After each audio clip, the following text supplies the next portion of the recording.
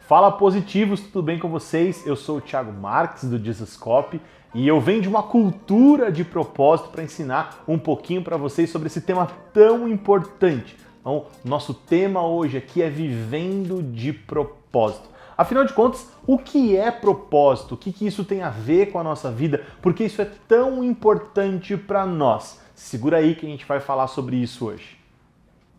Propósito.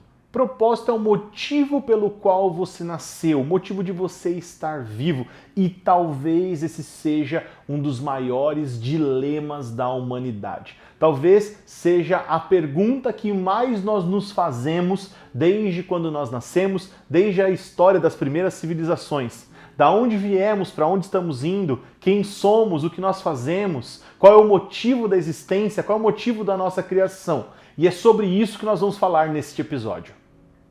O propósito, ele é o motivo pelo qual você nasceu, é o motivo pelo qual você existe, mas nós criamos uma figura muito legal dentro da palavra de Deus para te ajudar a entender a importância do propósito.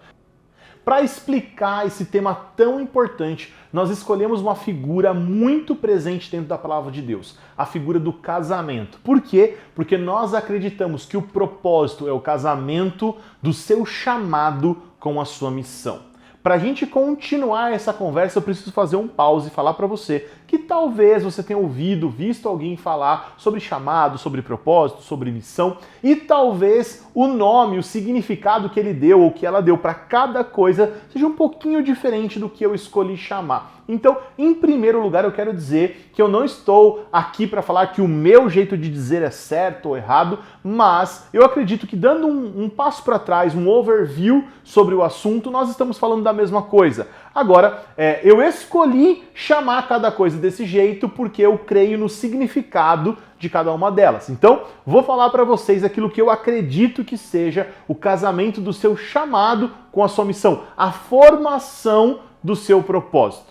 Para falar sobre chamado, eu vou usar um recurso que muitos estudiosos da Bíblia usam quando vão interpretar as Escrituras. Um dos princípios utilizados é o princípio da primeira menção, ou seja, aonde foi o primeiro lugar onde essa palavra foi dita, onde essa palavra foi escrita. E quando a gente fala de chamado, a primeira aparição dessa palavra é lá em Gênesis 3, no momento da queda do homem.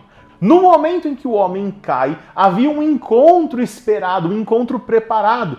Todos os dias Deus visitava o homem no jardim na viração do dia. Havia um momento propício para esse encontro, mas quando Deus chega no local, o homem não está lá, ele está escondido, porque ele pecou e se envergonhou da presença de Deus. Então, Deus chamou Adão. A primeira menção de chamado na Bíblia é quando Deus chamou Adão. A pergunta é, por qual motivo Deus chamou Adão? Porque ele estava fora da sua posição. Ou seja, nós cremos que o chamado nos devolve a nossa posição original. Então a pergunta é, qual é a posição original de Adão? Adão foi criado por Deus para ser um sacerdote e ele estava fora dessa posição. O chamado de Deus nos devolve a esse lugar. O chamado de Deus nos devolve à vontade de Deus, que é que sejamos sacerdotes. Então, para nós vivermos de propósito, nós precisamos entender que chamado é sacerdócio. Adão foi chamado porque estava fora da posição de sacerdote. Quando Deus nos chama, quando Deus chama o homem, ele está com um desejo, que o homem volte para a sua posição original de sacerdote. Tiago, me explica melhor isso. Sacerdote, você foi criado por Deus para conectar realidades espirituais com realidades terrenas. Você é a intersecção entre céus e terra. Em toda a sociedade, em toda a história, você vai ver essa figura, a figura de um sacerdote, de alguém que busca encontrar esse lugar, de alguém que busca conectar realidades espirituais com realidades terrenas. Você vai ver isso durante toda a história, durante toda a humanidade. Por quê? Porque nós fomos criados por Deus como sacerdotes. Quando Deus modela o boneco de barro, ele usa o elemento da terra. Quando ele sopra o fôlego de vida, ele usa um elemento espiritual, ou seja, nós carregamos realidades terrenas com realidades espirituais, ou seja, nós somos a intersecção entre céus e terra e nós promovemos a intersecção entre céus e terra. Quando nós estamos longe de Deus, quando nós não temos a consciência disso, Deus precisa nos chamar. Ou seja, o nosso chamado, a nossa posição original é de sacerdote do Deus Altíssimo, é de uma pessoa que conecta realidades dos céus e da terra.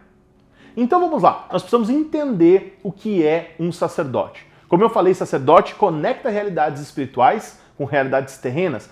O sacerdote une céus e terra. Mas como isso funciona na prática? Um sacerdote nasceu para ministrar, para trabalhar, para exercer o serviço sacerdotal em 3 aspectos.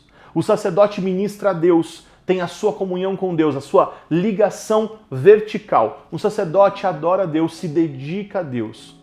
A primeira coisa que nós precisamos entender sobre um sacerdote é que todos nós somos sacerdotes. É isso mesmo. Adão foi criado como um sacerdote e cada um de nós foi criado da mesma maneira, com essas 2 realidades, com a conexão entre céus e terra. Ou seja, você é um sacerdote e essa é a vontade de Deus. Essa vontade foi expressa por Deus durante toda a Bíblia, mas especificamente em Êxodo 19, quando Deus está formando a nação de Israel, ele faz um convite para o povo e ele diz assim: vocês serão a minha nação sacerdotal. Ou seja, a ideia de Deus sempre foi que todos fôssemos sacerdotes.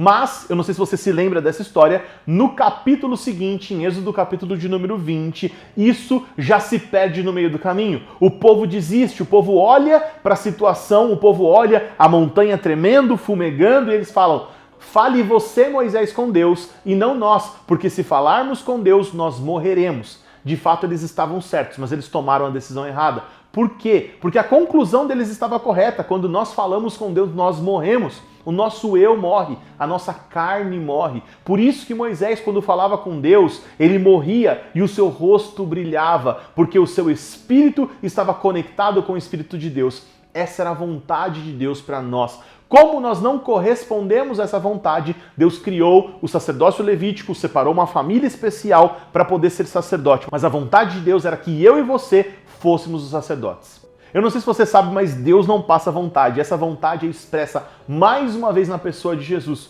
Quando Jesus vem, ele torna de novo o sacerdócio acessível a cada um de nós. A Bíblia diz que quando ele morre na cruz, o véu se rasga e o acesso à presença de Deus é liberado. Por quê? Porque essa sempre foi a vontade de Deus. Deus deseja que seus filhos e filhas semelhantes a Jesus sejam sacerdotes. E esse sacerdócio exercido por você é expresso de 3 maneiras. Primeira, você é um sacerdote ministrando a Deus. O seu trabalho sacerdotal é vertical. Quando você ora, quando você jejua, quando você se conecta com realidades espirituais, você está fazendo seu sacerdócio a Deus. Sabe quando Jesus diz para você: olha, ao entrar no seu quarto, fecha a sua porta, que o teu pai te vê em secreto, vai te ver, vai te visitar naquele lugar. É isso, sacerdócio vertical, o sacerdócio a Deus. Mas nós também fomos convocados a mais 2 sacerdócios. Então, a Deus, o segundo é aos santos. É o que eu estou fazendo com você agora. Eu estou ministrando você com a palavra de Deus. E é isso que você deve fazer, ministrar a palavra de Deus aos santos, as pessoas que congregam da mesma fé, que têm comunhão contigo, que fazem parte da igreja de Deus. Quando eu estou aqui pregando a palavra para você, quando eu estou aqui comunicando com você realidades espirituais, eu estou ministrando aos santos. E qual é a terceira? A terceira é ministrar ao mundo. Nós temos essa incumbência dada por Jesus. Jesus nos manda pregar o evangelho a toda criatura. Nós precisamos ministrar a Deus, aos santos e ao mundo. E a palavra de Deus vai dizer que o mundo aguarda com grande expectativa a manifestação dos filhos de Deus. Ou seja, um dos seus trabalhos como sacerdote é ministrar ao mundo, é mostrar ao mundo a boa notícia do evangelho para a glória de Deus. Então, para concluir essa aula, o que nós precisamos entender? Que o chamado de todo ser humano é o mesmo.